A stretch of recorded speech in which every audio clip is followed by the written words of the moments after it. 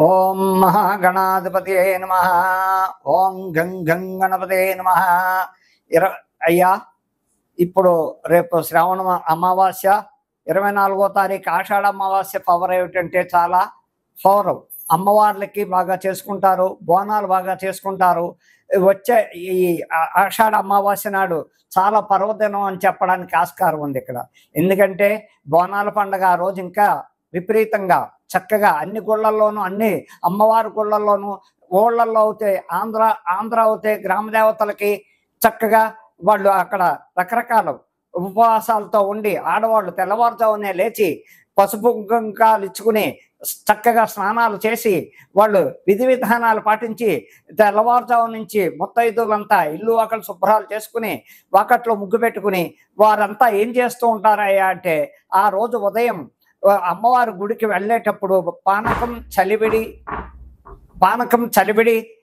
చక్కగా ఇలాగా రకరకాల బ్రాహ్మిన్స్ అవుతాయి. నాన్ బ్రాహ్మిన్స్ కోళ్ళు మేకలు వేసుకోవడం ఆనమాయితీగా జరుగుతూ ఉంటుంది. దీనివల్ల ఆ అమ్మవారు ఆషాఢ మాసం అంతా అమ్మవారి ప్రసిద్ధి. ఇక్కడ బోనాలు ప్రతి ఆదివారం చక్కగా బోనాలు, చక్కగా పెరుగు అన్నం, చక్కెర పొంగలి కుండలో చక్కగా పెట్టుకుని ఆ కుండ మీద వేప కొమ్మలు పెట్టుకుని చక్కగా నెత్తిమీ పెట్టుకుని చక్కగా బ్యాండ్ మేళాలతో అమ్మవారి గుళ్ళకెళ్ళి ఆ అమ్మవారికి చక్కగా బోనం సమర్పించి చక్కగా విధి విధానాలతో పద్ధతులతో చక్కగా యథావిధిగా చేస్తారని చెప్పడానికి అక్కడ ఉంది. అయ్యా, ఈ ఆషాఢ మాసం ప్రసిద్ధి అంతా అమ్మవార్ల ప్రసిద్ధి అని చెప్పడానికి ఉంది. 24వ తారీఖు ఆషాఢ అమావాస్య నాడు చాలా గొప్పగా పర్వదినం అని చెప్పాలి. ఈ ఆషాఢ అమావాస్య అంటేనే అమ్మవార్లకి ఊళ్ళల్లో గ్రామ దేవతలు ఉంటారు.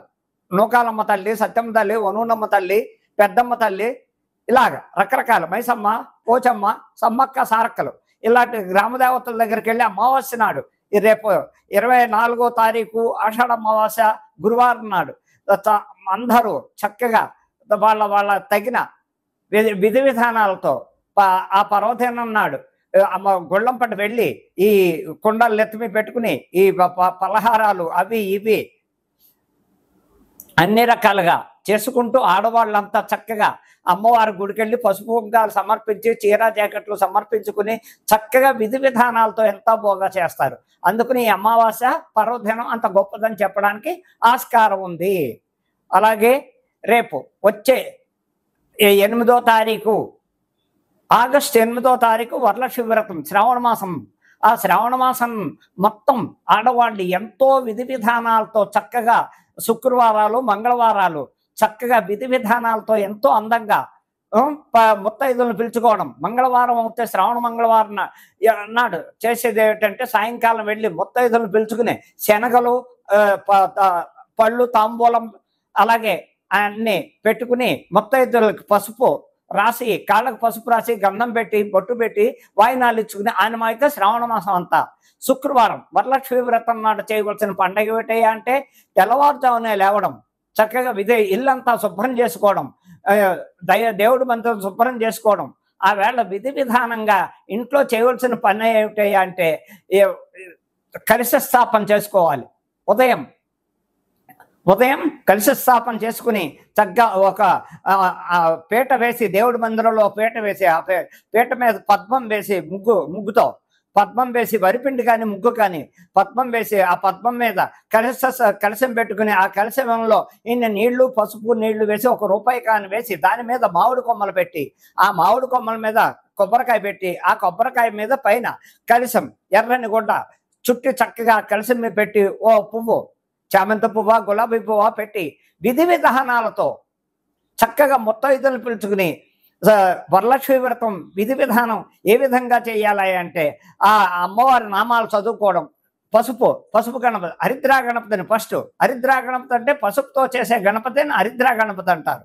ఆ గణపతిని తయారు చేసి ఆ బియ్యం మీద పెట్టి, ఆ బియ్యం చక్కగా ఫస్ట్ వినాయకుడు సంకల్పం చెప్పుకోవడం, వినాయకుడు నామాలు చదువుకోవడం, తరువాత వరలక్ష్మి వ్రతం నామాలు చదువుకోవడం. ఆ నామాల యొక్క వరలక్ష్మి వ్రత కథ చక్కగా సాంప్రదాయ ప్రకారంగా షోడశోపచారాలతో సహా చేసుకుంటూ పూజ అయిన వెంటనే హారతలు, నివేదనలు ఏమిటయ్యా అంటే అక్కడ బూర్లు, పులిహార, క్షీరాన్నం, రకరకాలు పిండి వంటలు ఏవైనా చేసుకోవడానికి ఆస్కారం ఉంది. ఎన్నో విధాలుగా వరలక్ష్మి వ్రతం సాంప్రదాయం ఏమిటయ్యా అంటే ఎన్నో విధి విధానాలకి రకరకాలుగా చేసేందుకు శ్రావణ మాసం అంతా పర్వదినం, ఎంతో పర్వదినం ఇది. ఈ పర్వదినం అంటే ఏమిటయ్యా అంటే ఎంతో చక్కగా ఎన్నో విధి విధానాలతో ఆడవాళ్ళంతా ఎన్నో రకాలుగా చేసుకుంటూ ముత్తైదులు పిలుచుకొని తాంబూలాలు చక్కగా తయారు చేసి శనగలు వాయినాలు, శనగలు ప్రతి పల్లెల్లోనూ పెట్టి స్తోమత ఉన్న వాళ్ళు చీర జాకెట్ పెట్టచ్చు, లేని వాళ్ళు ఒక జాకెట్ పీసు, ఎర్ర జాకెట్ పీసు, పసుపు కుంకుమ గాజులు ఇటువంటివన్నీ పెట్టి చక్కగా ముత్తైదులందరికీ కాళ్ళకి పసుపు రాసి గంధం రాసి బొట్టు పెట్టి వాళ్ళకి ఆ వాయనం ఇచ్చి వాళ్ళ చేత ఆశీర్వచనం తీసుకుని ఇలా చేయడం వల్ల ఎందుకయ్యా శ్రావణ మాసమే ఆడవాళ్ళు ఈ విధి విధానం అంతా ఆడవాళ్ళు దేశవ్యాప్తంగా ఎందుకు చేస్తారయ్యా అంటే దీనికి కారణం పార్వతీదేవి. ఈ పార్వతీదేవి అప్పుడు ఆ మహాతల్లి శ్రావణ శుక్రవారాలు, శ్రావణ మంగళవారాలు ఆ మహాతల్లి చేసి ఇప్పుడు ఈ కలియుగం వచ్చాక, ఈ తరం వచ్చాక అది కంటిన్యూ అవుతూ ఉంది. ఆ మహాతల్లి ఆ పార్వతీదేవి ఉదయమే లేచి ఇల్లంతా శుభ్రం చేసుకుని ముత్తైదులను అందరినీ పిలిచి చక్కగా వరలక్ష్మి వ్రతం కథ విధి విధానాలు అందరికీ విన్నవించి తర్వాత ఇలాగే పాదాలకి పసుపు రాసి చక్కగా గంధం పెట్టి వాయినాలు శనగల వాయినం ఇచ్చి ఆవిడ భోజనాలు కూడా పెట్టి ఎంతో మంది సత్కరించి ఆ ముత్తైదులు అందరి చేత ఆశీర్వదింది. అదే విధానంగా ఇప్పుడు చేయవలసిన కార్యక్రమం ఏమిటంటే హిందూ ధర్మం సాంప్రదాయ ప్రకారంగా ఈ శ్రావణ మాసం ఆడవాళ్ళ పండగ విపరీతంగా చక్కగా చేసుకుంటారు. దీనివల్ల ముత్తైదువులుగా భర్తల కోసం, పిల్లల కోసం, ఇంట్లో ఆయురారోగ్యాల కోసం అనేక విధాలుగా ఆ అమ్మవారిని కొలుస్తూ ఆ లక్ష్మీదేవి ఆ వరలక్ష్మీదేవి వ్రతం నాడు ఇంటి క్షేమం కోసం, ఇంట్లో ఆరోగ్యాల కోసం, పిల్లలు చదువుల కోసం, అన్నిటి కోసం ఈ వ్రత విధానం పాటించడం వల్ల భర్తకి పిల్లలకి అనేక రకాలుగా బాగుంటుందని చెప్పడానికి ఆస్కారం ఉంది. ఈ శ్రావణ మాసం ఎంతో ఉత్తమైంది. అలాగే రేపు 16వ తారీఖు కృష్ణాష్టమి వస్తోంది. 16వ తారీఖు కృష్ణాష్టమి నాడు మధురలో ఎంతో వైభవంగా చేస్తారు కృష్ణాష్టమి. మధురలో చేసే కృష్ణాష్టమి లక్షల మంది ఎంతో మంది భక్తులు వచ్చి ఆ కృష్ణ పరమాత్మ వేడుకలు చూసి నాట్యాలు, కోలాటాలు రకరకాలుగా చేస్తూ ఆ పరమాత్మని సేవించుకుంటూ దర్శనాలు చేసుకుంటూ లక్షల మంది వస్తుంటారు. అలాగే ప్రతి చోట ప్రతి స్టేట్లోనూ ఈ కృష్ణాష్టమి విధి విధానం ఎలాగయ్యా అంటే రాత్రి వేళ చేసే పండగ ఇది, పగల చేసే పండగ కాదు. రాత్రి ప్రతి చోట చక్కగా ఉట్టిలు కట్టడానికి చక్కటికి పైన కర్రలు కట్టి ఆ కర్రకి ఉట్టిలు వేళ్లాడ తీసి చక్కగా పిచికారీలతో కానీ నీళ్ళ మగ్గుతో బకెట్లతో నీళ్లు పెట్టుకుని అక్కడ ఆ రాత్రి 7-8 నుంచి రాత్రి 10-11 దాకా చక్కగా ఈ కృష్ణాష్టమి మహోత్సవం ఎంతో బాగా చేస్తారు. ఈ కృష్ణాష్టమి అంటేనే పర్వదినం చాలా గొప్పదని చెప్పడానికి ఆస్కారం ఉంది. ఆ వేళ రాత్రి ఆ కృష్ణ పరమాత్మకు ఉట్టి కొట్టడం, ఆయనకి వెన్న అంటే మహా ఇష్టం. ఆ వెన్న ముద్దలు నైవేద్యం పెట్టి అందరూ చక్కగా అందులో చక్కెర వెన్న వేసి ఆ ప్రసాదం సేకరించడం వల్ల కూడా ఇస్కాన్ టెంపుల్లో ఇవి అన్ని బెంగళూరు అనగా హైదరాబాద్ అనగా ఎక్కడ చూసిన ఇస్కాన్ టెంపుల్లో కలకలాడుతూ ఈ పండుగ ఎంతో ఆనందంగా ఉత్సాహంగా చేస్తారు. దాన్ని విధి విధానాలతో భక్తులందరూ లక్షలాది మంది ఆ దేవాలయాలకు వెళ్ళడం, చక్కగా కోలాటాలు చూడడం, చక్కగా సంబరాలు చూడడం, అనేక విధాలుగా కృష్ణాష్టమి అంటేనే ఎంతో పవిత్రమైన పండగ అని చెప్పడానికి ఆయన మహానుభావుడు. ఆయన్ని ఫస్ట్ అన్నిటికీ కారకుడు, లైకారకుడైన దేనికైనా దశావతారాల్లో ఎత్తిన ఏ అవతారం చూసినా ఆ పరమాత్మ చేసేది ఇంత అంతా కాదు. ఒక్క అవతారం కాదు ఆయనది, ఎన్నో అవతారాలు, దశావతారాలు ఎత్తుతాడు. ఒక్కొక్క యుగంలో ఒక్కొక్క రకంగా ఒక్కొక్క అవతారం ఎత్తి ఆయన ఏ పరిస్థితుల్లో ఎక్కడ ఏది వచ్చినా ఆయన సంహరించడానికి కూడా ఉగ్రనరసింహుడు అవుతాడు. అలాగే రకరకాల విధి విధానాలతో ఏ టైంలో ఎక్కడ ఆపద వచ్చినా ఆపదకు వెళ్ళి వాళ్ళు అనేక రకాల ఇబ్బందులను చూసి, అలాగే సుభద్రాదేవికి ఆయన రక్షాబంధం కట్టి ఎంతో చక్కగా చేస్తాడు. అనేక రకాలుగా ఎన్నో ఈ కృష్ణాష్టమి వేడుకలు చేసుకోవడానికి చాలా మంది భక్తులు, అనేక లక్షల మంది, కోట్ల మంది దేశవ్యాప్తంగా ఈ పండుగ చేసుకుంటారు. ఈ పర్వదినం నాడు చేసేది 16 కృష్ణాష్టమి నాడు చాలా ఉత్తమమైన పండుగ అని చెప్పడానికి ఆస్కారం ఉంది. అలాగే 9వ తారీఖు రాఖీ పౌర్ణమి. ఈ 9వ తారీఖు రాఖీ పౌర్ణమి వస్తోంది కాబట్టి ఆ వేళ ఎవరయ్యా అంటే అది కూడా శ్రీకృష్ణ పరమాత్మ దగ్గర నుంచే వచ్చింది, పార్వతీదేవి దగ్గర నుంచి. ఇలాగా శ్రీకృష్ణ పరమాత్మ సుభద్రాదేవికి దగ్గరికి వెళ్ళి రాఖీ పౌర్ణమి కట్టించుకుని చక్కగా ఆ చెల్లెలకి తగిన చక్కగా పసుపు కుంకుమ చీర జాకెట్టు తాంబూలంలో అన్ని పళ్ళు కాయలు ఇచ్చి రక్షాబంధనం కట్టారు. రక్షాబంధనం అంటే దాని అర్థం ఏమిటాయి అంటే అన్నా చెల్లెళ్ళ బంధం, అక్కా తమ్ముళ్ళ బంధం. ఆ బంధం ఎలాంటిదంటే అపురూపమైన బంధం. ఈ ఇంత అంత అని కాదు అక్కడ చెప్పడానికి. ఆ బంధం ఏంటంటే చెల్లికి అన్నగారు అభయహస్తం, అక్క చెల్లి నేను ఉన్నా, నీకు నాకు రక్షాబంధనం కట్టావు కాబట్టి నీకు ఇగో నాకు చేతనైంది కానుక నీకు ఇస్తున్నాను, ఇది తీసుకుని నాకు చక్కటి భోజనం పెట్టి నీకు నేను ఆశీర్వదిస్తున్నాను అని చెప్పే బంధం. రక్షాబంధనం అంటేనే ఎంతో పవిత్రత. అక్కడ అన్నా చెల్లెళ్ళే కట్టుకోవాలని లేదు, ఫ్రెండ్షిప్లో కూడా చక్కగా ఒక అమ్మాయి వచ్చి అన్నగా భావించి చక్కగా రాఖీ కట్టించుకుని ఆయన తోచింది డబ్బుల రూపాయన అవ్వచ్చు, చక్కగా లేదా బట్టల రూపాయన అవ్వచ్చు, ఆ అమ్మాయికి కానుక ఇస్తారు. అలాగే ఆ అమ్మాయి కూడా అన్నకి స్వీటో ఏదో ఇచ్చి ఆ రక్షాబంధనం కట్టించుకుని ఆశీర్వాదం తీసుకుంటుంది. ఒక అన్నా చెల్లెళ్ళే కట్టుకోవాలని లేదు. ఎక్కడ ఆప్యాయత, అభిమానం, బంధుత్వ బాంధవ్యాలు పెరగాలంటే ఈ రక్షాబంధనం వల్ల ఎంతో ఉపయోగం ఉంది. ఎన్నో రకాల సాంప్రదాయాలు ఉన్నాయి. దానివల్ల ఆప్యాయత, బంధుత్వ బాంధవ్యాలు పెరగడం ఎంతో ఉపయోగపడుతుంది. రాఖీ పండుగ అంటేనే అంత పవిత్రత. ఇంకోటి జంధ్యాల పౌర్ణమి కూడా ఆ రోజే. బ్రాహ్మణులు అన్న వాళ్ళంతా వైష్ణవులు అనగా, వైశ్యాస అనగా, ఎవరైనా చారీలు అనగా ఆ వేళ యజ్ఞోపవీతం, నూతన యజ్ఞోపవీతం వేసుకుని చక్కగా సంకల్పం చెప్పి ఆ యజ్ఞోపేతం వేసుకుంటూ ఆ గాయత్రి మంత్రాన్ని 11 సార్లు స్మరించి పాత యజ్ఞోపేతం ఉండగా కొత్త యజ్ఞోపేతం వేసుకుని ఆ పాత యజ్ఞోపేతం పక్కన పెట్టి రాఖీ పౌర్ణమి అదే జంధ్యాల పౌర్ణమి అంటారు, దాన్నే రాఖీ పౌర్ణమి అంటారు, అన్నా చెల్లెళ్ళ బంధం అంటారు. అనేక రకాలుగా ఆ పౌర్ణమి నాడు ఎన్నో రకాల ఉపయోగాలు ఉంటాయని చెప్పడానికి ఆస్కారం ఉంది. ఇది శ్రావణ మాసంలో చేయవలసిన పండగలు, చక్కగా ఈ పండగలు. అలాగే ఇంకా ఈ 27వ తారీఖు వినాయక చవితి పండగ కూడా వస్తోంది. ప్రప్రదంగా వినాయకుడు అంటేనే దేశవ్యాప్తంగా వినాయకుని కొనవలన పండగ లేదు, శుభకార్యం లేదు.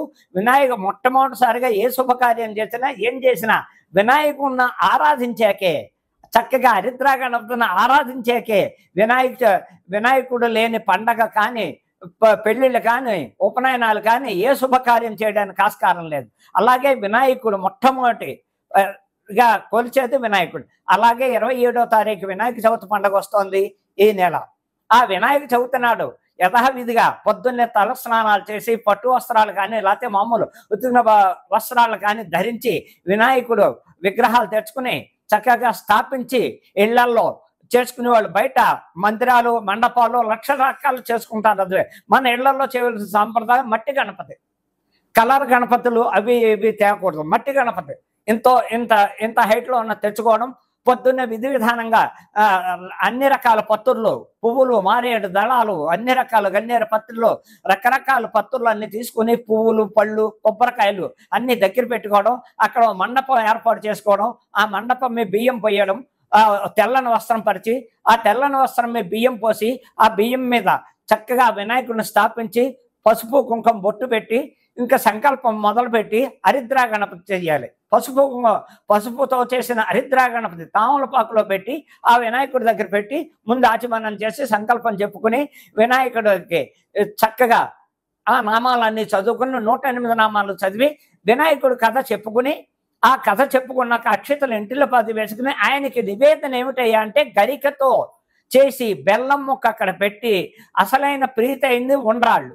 ఆ ఉండ్రాళ్ళు నివేదన, ఉండ్రాళ్ళని చేసి చక్కగా ఇంటిలో 10 ప్రసాదం లాస్ట్ కథ విన్నాక అన్ని అయిపోయాక అక్షతలు వేసి ఈ ఇంట్లో అందరూ ఉండ్రాళ్ళు ప్రసాదం తీసుకోవడం.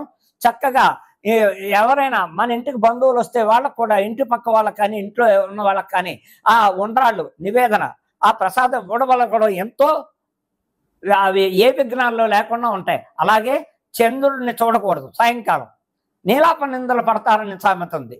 ఆ నీలాప నిందలు పడకూడదంటే మనం వినాయక చవితి నాడు ఆ కథ విని ఆ కథ అక్షతలు నెత్తిమి వేసుకోవడం వల్ల ఏదైనా పొరపాటు జరిగినా ఏ విఘ్నం లేకుండా ఆ ఇంటికి అన్ని శుభాలు చేస్తాడని వినాయక చవితి పర్వదినం అనేక రకాలుగా ఏ రకంగా అన్ని రకాలుగా ఆ నామాలు చేసుకుని ఆయన్ని కొలవడానికి వినాయక చవితి పర్వదినం ఆడ మగ సామెత లేదు. అందరూ చక్కగా తెల్లవారుజామున లేవడం, శుభ్రతగా తయారవడం, శుభ్రమైన బట్టలు కట్టుకోవడం, పిండి వంటలు నచ్చిన పిండి వంటలు చేసుకోవడం, ఫస్ట్ ఉండ్రాళ్ళు, గరిక, బెల్లం ఆయనకి ఇంపార్టెంట్.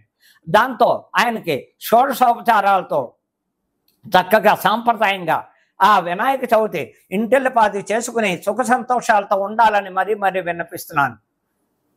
ఇది రాశి కర్కాటక రాశి వారికి ఈ సంవత్సరం ఎలా ఉందయ్యా అంటే మిశ్రమ ఫలితాలు. కర్కాటక రాశికి కూడా కొంచెం ఇబ్బందులు ఉన్నాయి. రేపు నవంబర్ వెళ్ళేంత పర్యంతం కర్కాటక రాశి వారు కూడా జాగ్రత్తలు పాటించాలి. మిశ్రమ ఫలితాలు ఉన్నాయి వారికి. అంటే రకరకాలుగా వాళ్ళు కూడా ఎవరిని ఏ విధంగా చూడాలంటే జాతకరీత్యా కొన్ని ఇబ్బందులు ఉంటాయి. రావు మహాదశ ఉండొచ్చు, లేకపోతే శుక్ర అదే శని మహాదశ రావచ్చు, ఇంకోటి ఈ కుజ మహాదశ రావచ్చు. ఈ దశల్లో కొంచెం ఇబ్బందులు ఉంటాయి.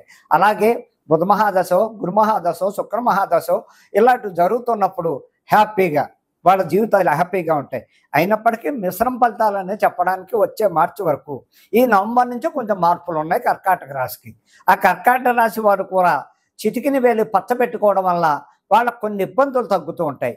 చిటికిన వేలకి పచ్చ ఎమరాల్డ్ గ్రీన్ అది బుధవారం నాడు ధరించడం, వెండితో చేయించుకుని చక్కగా చిటికిన వేలకి మంచి వెండితో 4 క్యారెట్లు వెండితోటి చేయించుకుని ఆ పచ్చ బుధవారం రోజు ధరించేటట్టు పెట్టుకుని పర్మనెంట్గా ఉంచుకుంటే ఆ పచ్చ వలన కూడా వీళ్ళకు కొన్ని సమస్యలు, అనారోగ్య సమస్యలు అవ్వచ్చు, ఫైనాన్స్ సమస్యలు అవ్వచ్చు, ఏ విధమైన ఎడ్యుకేషన్ ప్రాబ్లం అవ్వచ్చు, ఉద్యోగ ప్రాబ్లం అవ్వచ్చు, ఏది ఉన్నప్పటికీ కొంచెం పరిష్కారం ఇవ్వడానికి వాళ్ళకి పచ్చ ఉపయోగపడుతుందని చెప్పడానికి.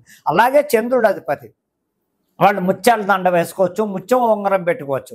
ముత్యాల దండ వాడడం వల్ల కూడా వాళ్ళకి మెడలో దండ వాడితే ఎంతో ఆయురారోగ్యాలతో ఉంటారు. అయినప్పటికీ జాతకరీత్యా మిశ్రమ ఫలితాలు ఉంటాయి, కానీ మరీ అంత భయపడవలసిన అవసరం లేదు. ఏ జాగ్రత్తలు తీసుకోవాలి వీళ్ళు? కొంచెం వ్యాపారాల్లో కొంచెం జాగ్రత్తలుగా ఉండాలి. ఎవరికైనా డబ్బులు ఇచ్చినప్పుడు ఫైనాన్స్ హెవీ అమౌంట్ ఇస్తే కొంచెం తిరిగి రావడం కష్టం అవుతుంది, ఫైనాన్స్ స్టక్ అవుతుంది. వ్యాపారం చేసే వాళ్ళకి కొంచెం సగం బాగుంటుంది, సగం బాగుండదు. అందుకని ఎవరిని బాగా ఆరాధిస్తే వీళ్ళకి కర్కాటక రాశి వారు ఎంతో ఏమేమి చెయ్యాలయ్యా అంటే వాళ్ళు కూడా ఎక్కువ చంద్రుడు అధిపతి కాబట్టి, అక్కడ బుధుడు అధిపతి కాబట్టి పెసలు దానం ఇవ్వడం బుధవారం రోజు. అలాగే సోమవారం శివాలయానికి వెళ్ళి ప్రతి సోమవారం అభిషేకం చేయించుకుని శివుడికి శివాలయానికి వెళ్ళడం, ఉదయం ఏం తినకుండా వెళ్ళి శివాభిషేకం చేయించుకోవడం, అక్కడ 1 కేజీ పావు బియ్యం తెల్లని వస్త్రంలో మూట కట్టి బ్రాహ్మడికి దానం ఇవ్వడం వల్ల బుధవారం నాడు, అంటే ప్రతి బుధవారం ప్రతి సోమవారం అని చెప్పట్ల, వీలు ఉన్నప్పుడు సోమవారాలు బుధవారాలు పాటించండి. అలా చేసుకోవడం వల్ల కూడా మీకు కర్కాటక రాశికి కొన్ని ఉత్తమమైన ఫలితాలు వస్తాయని చెప్పడానికి చక్కటి ఫలితాలు. ఎక్కువ వినాయకుడిని ఆరాధించండి, సోమవారాలు శివాలయానికి వెళ్ళండి, దానివల్ల వచ్చే ఫలితాలు ఎంతో బాగుంటాయి. అలాగే చిటికిన వేలికి పక్క ఒక పచ్చ వెండితో చేయించిన ఉంగరం పెట్టుకోండి, దానివల్ల ఇబ్బందులు ఉండవు, కొంచెం మిశ్రమ ఫలితాలు ఉంటాయి. వీరు పాటించవలసిన జాగ్రత్తలు ఇవి కర్కాటక రాశి వారు. తదుపరి ఇకపోతే ఇప్పుడు దేశకాల పరిస్థితి ఎలాగా ఉన్నాయా అంటే దేశంలో అరాచకాలు ఎక్కువైపోయాయి. ప్రపంచవ్యాప్తంగా అరాచకాలు, యాక్సిడెంట్లు, ప్రతిదీ నీటి గండాలు, యాత్రలకు వెళితే యాత్రలకు వెళ్ళిన వాళ్ళు తిరిగి సగం మంది తిరిగి రాకపోవడం, ఎక్కడ చూసినా వరదలు, వర్షాలు విపరీతంగా ఉన్నాయి, సునామీలు ఉన్నాయి, నీటి గండాలు విపరీతంగా ఉన్నాయి.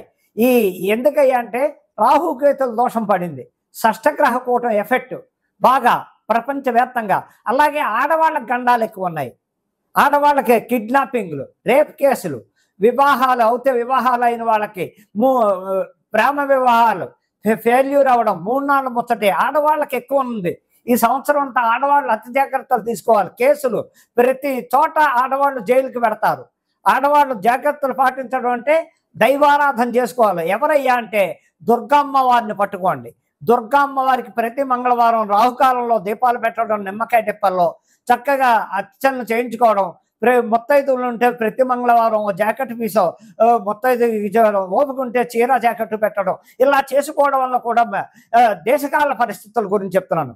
ఇక రాజకీయ పరంగా చూస్తే రాజకీయ పరంగా చాలా అసహ్యంగా ఉంది. ప్రపంచవ్యాప్తంగా భారతదేశం అంతా ఆర్థిక ఇబ్బందుల్లో పడిపోతోంది. పడింది కూడా ఆర్థిక ఇబ్బందుల్లో. ప్రతి చోట ప్రతి స్టేట్లోనూ రాజకీయంగా చూస్తే పరిపాలనా విధానం ఎక్కడా బాగోలేదు. పరిపాలన చేసే విధి విధానాలు ఏ మంత్రి ప్రజలను పట్టించుకోవట్లేదు. ఏ స్టేట్లో చూడండి, ఎక్కడ చూడండి, ఈ రాజకీయ నాయకులు స్వార్థపరులు అయిపోయారు. వాళ్ళు డబ్బు పోగొట్టుకోవడమే, ప్రజా పరిపాలన చేయట్లేదు. ప్రజల దగ్గరికి వెళ్ళి వాళ్ళకి ఇవ్వవలసిన ఫండ్స్ ఇవ్వడం కానీ, వాళ్ళ మంచి చెట్లకు అనుకోవడం కానీ, ఇళ్ళంపటి వెళ్ళి ఎలా ఉంది, కాలనీకి వెళ్ళి ఎలా ఉన్నారు ప్రజలు, ఏ విధంగా ఉన్నారు, ఇల్లు కాలిపోతే ఇల్లు కాలిపోయిన వాళ్ళకి ఇల్లు, లేని వాళ్ళకి ఇల్లు, లేకపోతే ఏదో విధంగా వాళ్ళకి రకరకాల సహాయాలు చేయవలసిన ఫండ్స్ వచ్చినా కూడా వీళ్ళు ఆ ఫండ్స్ని ప్రజలకు ఇవ్వకుండా వాళ్ళే మింగేస్తున్నారు. ఎక్కడ చూసినా ఏ రకంగా చూసినా రాష్ట్ర పరిస్థితి చూస్తే తెలుగు రాష్ట్రాల్లో అస్సలు బాగోలేదు. తెలుగు రాష్ట్రాల్లో ఆంధ్ర రాష్ట్రంలోనూ చండాలంగా ఉంది పరిపాలన, తెలంగాణలోనూ పరిపాలన బాగోలేదు. ఇకపోతే ఇక్కడ కొంతమంది ముఖ్యమంత్రులు మారడానికి అవకాశం ఉంది. సంవత్సరంలో కొంతమంది ముఖ్యమంత్రులు ఇళ్ళకి వెళ్ళేది కనపడుతోంది కొన్ని చోట్ల, కొన్ని స్టేట్లలో. కొంతమంది ముఖ్యమంత్రులు, ఇద్దరు ముఖ్యమంత్రులు రీడింగ్ మంత్రులకి ప్రాణగండ ఉంది. వాళ్ళు జాగ్రత్తలు పాటించాలి. అలాగే నరేంద్ర మోడీ గారికి కూడా, ప్రధానమంత్రి అయినటువంటి నరేంద్ర మోడీ గారికి కూడా అనారోగ్యంగా ఆయనది వృశ్చిక రాశి అనురాధ నక్షత్రం రావు మహాదశలో ఉన్నారు. వారు తగిన అవుతే ఆయన దైవారాధన కాశీ విశ్వేశ్వరుడికి చాలా చక్కగా చేసుకుంటారు కాబట్టి గ్రహ బాధలు. అలాగే భద్రతా దళం వలన నరేంద్ర మోడీ గారికి ఇబ్బందులు ఉన్నాయి. వారు అతి జాగ్రత్త పాటించాలి. అలాగే ఆంధ్రప్రదేశ్ ముఖ్యమంత్రి చంద్రబాబు నాయుడు గారికి అనారోగ్య రీత్యా ఇబ్బందులు ఉన్నాయి. వారికి కూడా ఈ సంవత్సరం ప్రాణంతో చెలగాటం, ఇబ్బందులు వస్తాయి. వారు కూడా జాగ్రత్తలు పాటించాలి. అందుకని ముఖ్యమంత్రులకి సగం మందికి ఇద్దరు ముగ్గురు, అలాగే సినిమా ప్రపంచం అంతా అట్టర్ ఫ్లాప్. సినిమా రంగంలో ఉన్న వాళ్ళకి అతి కష్టాలు.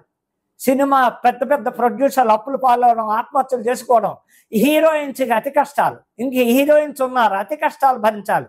వీళ్ళకు కూడా దినదినగండం 100 ఏళ్ల ఇష్యూ. సినిమా రంగం కూడా వచ్చే మార్చి వరకు అతి జాగ్రత్తలు పాటించండి. హీరోలకు ఇబ్బందులు ఉన్నాయి, హీరోయిన్లకు ఇబ్బందులు ఉన్నాయి. వారికి కూడా జైలుకి వెళ్ళాడు.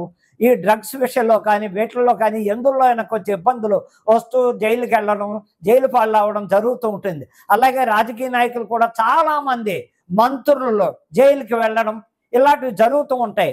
అతి జాగ్రత్తలు పాటిస్తూ దైవారాధన చేసుకుంటూ ఉంటే కూడా దేశకాల పరిస్థితుల్లో చెప్పాలంటే మొట్టమొదటిసారిగా ఆడవాళ్ళందరూ జాగ్రత్త పాటించండి. కిడ్నాపింగ్లు ఉన్నాయి, రేప్ కేసులు ఉన్నాయి, ఇలాగే దొంగతనాల కేసులు ఉంటాయి, వీళ్ళ మీద మర్డర్ కేసులు ఉంటాయి. ఆడవాళ్ళు 80% జైలుకి వెళ్ళేది కాలం ఈ సంవత్సరం అంతా ఎక్కువగా కనపడుతుంది. కాబట్టి ఆడవాళ్ళంతా అర్థం చేసుకుని జాగ్రత్తలు పాటించండి. 3 రోజుల ముచ్చట్లోనే ప్రేమలో పడడం, వివాహాలు 3 ముచ్చట్లలోనే విడాకులు తీసేసుకోవడం, లేకపోతే ఒక ఆడదాన్ని ముగ్గురేసి పెళ్ళైన భర్త, ప్రియుడు, ఇంకొకడు, ఇలాగే పెళ్ళయ్యాక భర్తను చంపించేయడానికి, లేకపోతే ప్రియుడిని చంపించేయడానికి ఇన్నేక రకాల ఆడవాళ్ళ అరాచకాలు ఎక్కువైపోతున్నాయి. అతి జాగ్రత్తలు పాటించండి అమ్మా. మీకోసం మీ మంచి కోరి చెప్తున్నాను. అర్థం చేసుకుని నాకు మా ఆశీర్వచనాలు ఎప్పుడు ఉంటాయని చెప్తున్నాను. అర్థం చేసుకోండి, నన్ను తిట్టుకోకండి. మీ మంచి కోరి చెప్తున్నాను. కష్టాలు కోరి తెచ్చుకోకండి. మహిళలందరూ అతి జాగ్రత్తలు పాటించండి. మాకు అక్క చెల్లెలతో సమానం, తల్లులతో సమానం అని విన్నవించుకుంటున్నా.